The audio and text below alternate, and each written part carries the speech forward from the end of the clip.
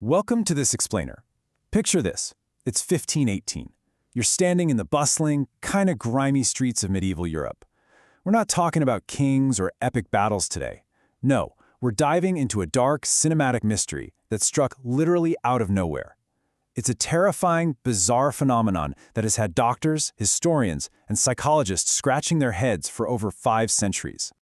Okay, let's dive into this. Imagine a sweltering July day in the German-speaking city of Strasbourg.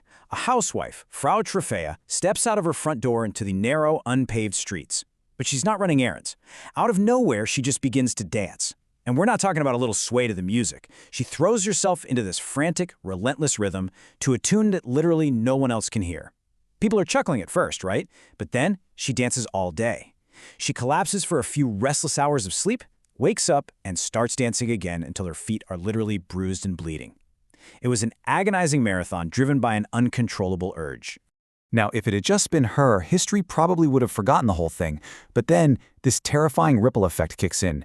Within a week, she's got a troupe of about 30 people dancing right alongside her. And as that blazing summer heat dragged into August, that number exploded. We're talking up to 400 people, violently and involuntarily trapped in the streets. Imagine a massive, bloody, screaming mosh pit that you literally cannot escape.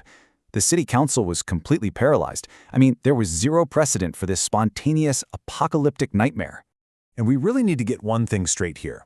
These people were not partying. The historical accounts are super dark. They note that the afflicted moved without music, without joy, and seemingly without control. Observers talked about dancers literally frothing at the mouth, gripped by these painful convulsions and just screaming in pure agony. They were begging onlookers for mercy from whatever invisible force had hijacked their bodies. And the most horrifying part? When someone collapsed from exhaustion, the others couldn't stop. They just blindly trampled right over them. The physical toll of forced, non-stop exertion like that is just unimaginable. At the absolute peak of this plague, reports say up to 15 people were dropping dead every single day. 15. They were dying from strokes, massive heart attacks, or just utter physical exhaustion. This uncontrollable urge to move had quite literally become a death sentence. Section 1. The Pressure Cooker. A city on the brink. So to understand how a madness like this could completely swallow a population, we've got to zoom out and look at the environment.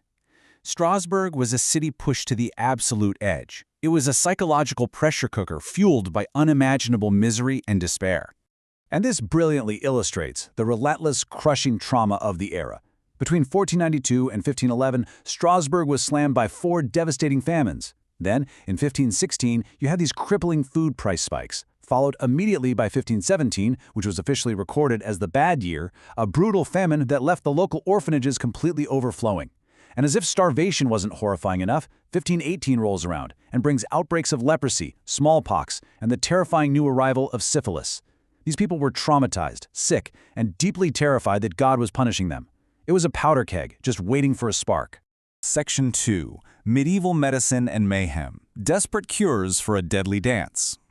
With bodies piling up and the streets absolutely chaotic with thrashing limbs, the city council panicked. They turned to local doctors and religious leaders, and well, the response became a total masterclass in medieval medical mayhem. Authorities were completely torn between 2 main ideas. On the one side, you had the medical theory, hot blood. Doctors genuinely believed that an imbalance of bodily humors was causing people's brains to literally overheat, which sparked temporary madness. The go-to cure? Bloodletting. But you can't exactly safely bleed someone who is violently thrashing around, right? Then, on the flip side, you had the religious theory, a demonic curse. In a deeply superstitious society, folks were terrified this was divine punishment for the city's sins. Caught between science and superstition, the city just kept trying these disastrously contradictory cures. First, believing the dancers needed to literally sweat the fever out, officials cleared public squares, built stages, and paid musicians to keep the tempo up. No joke. But obviously, upbeat music just drew huge crowds of onlookers who then got sucked right into the trance. When that totally backfired, they pivoted 180. They outlawed all public dancing and banned drums. Then they tried appeasing God by banishing sinners, closing down brothels, and even donating a massive 100-pound candle to the local cathedral. None of it worked. The agonizing dance continued. Finally, totally out of options, the authorities resorted to a pretty wild religious ritual. They gathered up the exhausted, dying dancers, loaded them into wagons, and hauled them up a mountain to a shrine for St. Vitus, a martyred saint actually associated with trembling limbs. The priests held mass, handing out tiny crosses and putting the dancers in red shoes anointed with holy oil. And incredibly, by September, it worked. The red shoes seemed to break the spell. The dancers finally regained control, and the plague slowly vanished. Section 3. Interrogating the suspects. Medieval myth versus modern science. Fast forward 500 years, and how do we even begin to process this? Let's step back and interrogate the suspects proposed by both early physicians and modern researchers to see what holds up. Now, what's really interesting about this slide is how easily modern logic completely dismantles those early guesses. Take ergot poisoning, for example, a hallucinogenic mold that grows on rye bread. Sounds super plausible, right? Except rye wasn't even eaten in all the regions where these plagues historically popped up, and ergot causes violent spasms, not coordinated choreography. Mass epilepsy? Epilepsy just isn't contagious. Heretic cults reveling in secret? That ignores the fact that these people were in genuine agony, screaming for help. And then you have Paracelsus, a Renaissance physician who seriously claimed Frau Trophia just faked it to get out of doing household chores. It's a blatantly misogynistic theory that completely ignores the horrific, very real death toll. Section 4. Psychology of a Plague, Unlocking the Mind. Since none of those early theories fit the facts, we have to look elsewhere. To find the real answer, we've got to move away from toxins and medieval curses and step into the incredible, sometimes terrifying power of the human brain. The true explanation lies in modern psychology. Psychologists today point to a condition known as dissociative trance disorder, or DTD.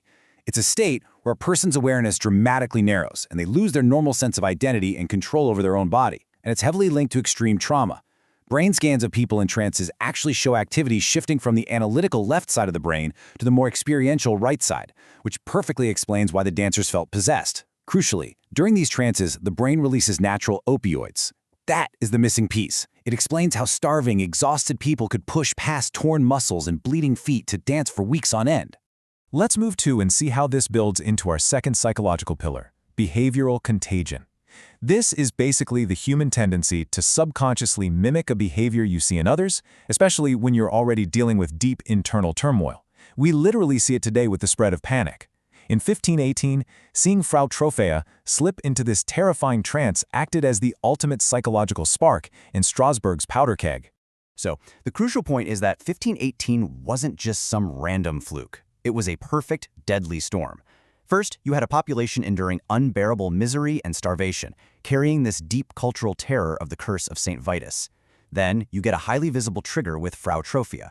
And to top it off, city officials literally built stages, maximizing the behavioral contagion.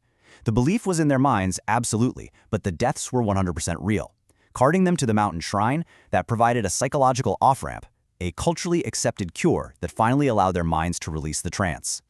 Section 5. An enduring historical mystery, the echoes of Strasbourg. The dancing plague of 1518 was actually the last and most severe outbreak of its kind in Europe. As the cultural belief in the curse of St. Vitus faded over the centuries, so did the plagues themselves. But the echoes of what happened still resonate powerfully today. But, we really have to acknowledge our limits here. While modern psychology gives us an amazing, evidence-based roadmap for understanding how mass trauma manifests, we are still peering backwards through 500 years of history. We cannot interview the dead. We can't sit down with Frau Trophea and ask her what she saw or what finally broke inside her that hot July morning. Because of that, a lingering darkness and uncertainty will always remain in those cobblestone streets. Which leaves us with this final, haunting thought. We've decoded the environment, the unimaginable trauma, and the psychology.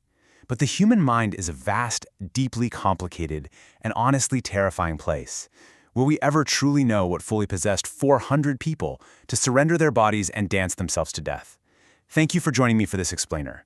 I hope this look into the darker corners of history leaves you fascinated, deeply curious, and ready to explore more.